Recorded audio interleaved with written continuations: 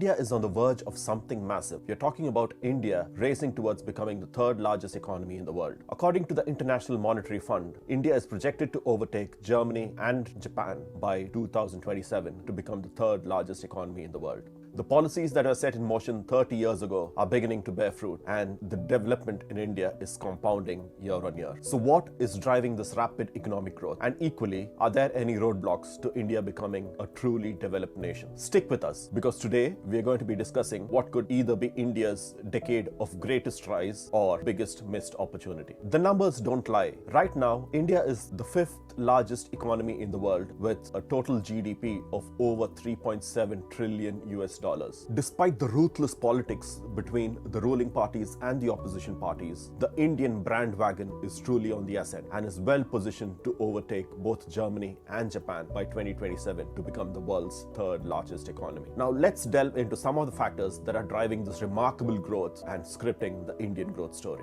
Technology and innovation. India's IT services sector is a global giant. Companies like Infosys, TCS, and Wipro have set the benchmark for outsourcing and digital services. The IT sector alone contributes to 8% of India's GDP and employs over 5 million people. And it's not just about the big corporations. The startup scene in India is exploding. India is now the third largest startup ecosystem, with more than 125,000 startups and over 100 unicorns. Now, unicorns are companies that are valued at over 1 billion US dollars. India enjoys a great demographic dividend. India's population is another game changer. With a median age of under 29, India has one of the youngest workforces globally. This gives the country a major advantage as a growing number of young, tech-savvy individuals are entering the job market every year. By 2030, it is estimated that India will have nearly 1 billion people of working age. But there is a catch, and let's get to that in a minute. India is turning its dial on manufacturing and industrial growth. With initiatives such as Made in India and Digital India, the government is pushing hard to boost manufacturing and digital infrastructure. The manufacturing sector contributes to about 17% of India's GDP, with a vision to increase this to 25% by 2025. India is also working on becoming a global manufacturing hub, especially in sectors such as electronics, automotive, and pharmaceuticals. There's also a growing recognition globally that affordable products manufactured in India are of better quality than those coming in from China. Infrastructure is another key player driving India's economic success. The government has launched the National Infrastructure Pipeline with an estimated investment of US dollars 1.4 trillion over the next few years, focusing on sectors such as energy, transport, and water. Now let's talk about India's real economic powerhouse, the service sector.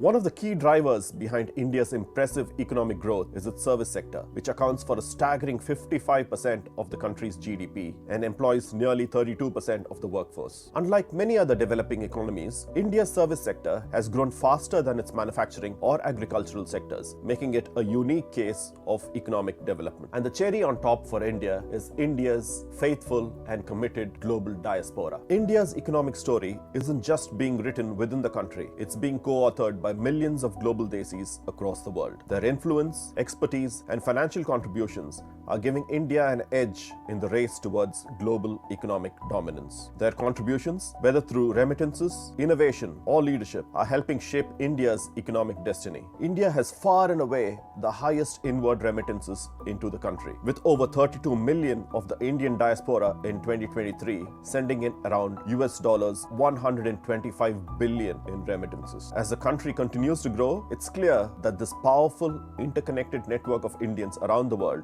will be central to India's rise on the global stage.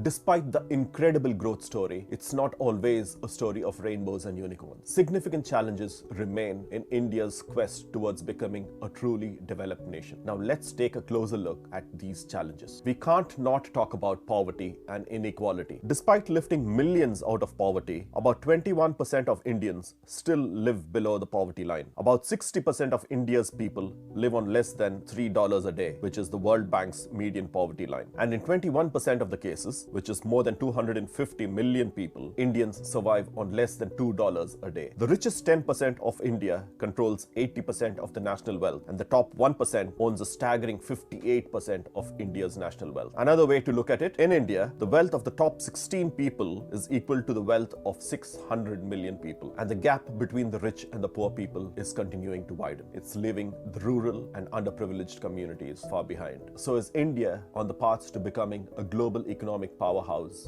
with really poor people living in it? Another staggering roadblock in India's path to becoming a truly developed nation is India's unemployment crisis. This is a real dilemma. While India's young population is a blessing, it's also a curse when jobs aren't being created fast enough. India needs to generate 800 million jobs every year just to keep pace with the backlog. The unemployment rate is increasing each year from 2021 and currently sits at about 9.2%, with youth unemployment being much higher. The informal sector dominates, meaning most workers don't have job security or benefits that they can access. India's infrastructure gaps and provisions are stark. Despite investing heavily, India has got a long way to go. The country currently ranks 68th in the World Bank's Logistics Performance Index in infrastructure and 38th overall. Now that's not great for an aspiring economic superpower. Transportation, logistics, and energy sectors all need major overhauls. It is clear that India's rapid economic growth is coming at a cost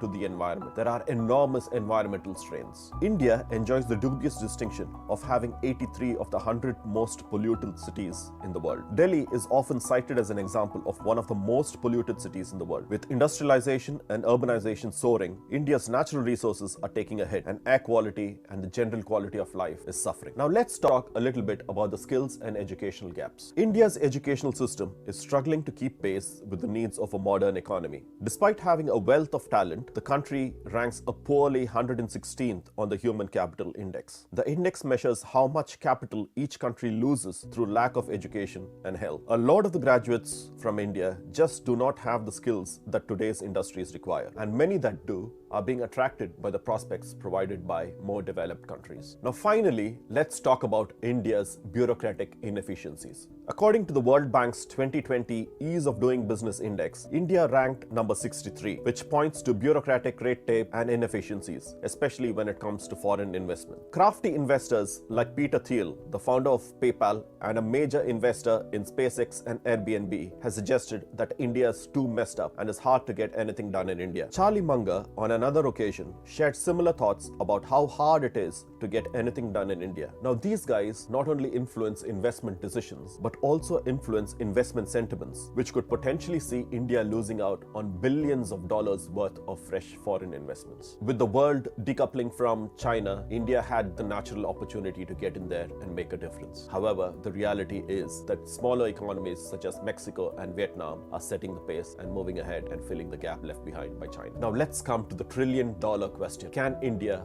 overcome these challenges? The next few years are going to be absolutely crucial. India needs the right policies, sustained reforms, and continued investments in its people and infrastructure in order to cement its place not just on the global economic stage, but also progress towards becoming a truly developed nation. So what do you think? Is this going to be India's decade of its greatest rise or the biggest missed opportunity? Engage with us through the comments, and if you like the content provided in this video, do consider subscribing and share it among people who think will enjoy such content. This will help us bring you a lot more useful and informative content relevant to Indians and the global Indian diaspora worldwide.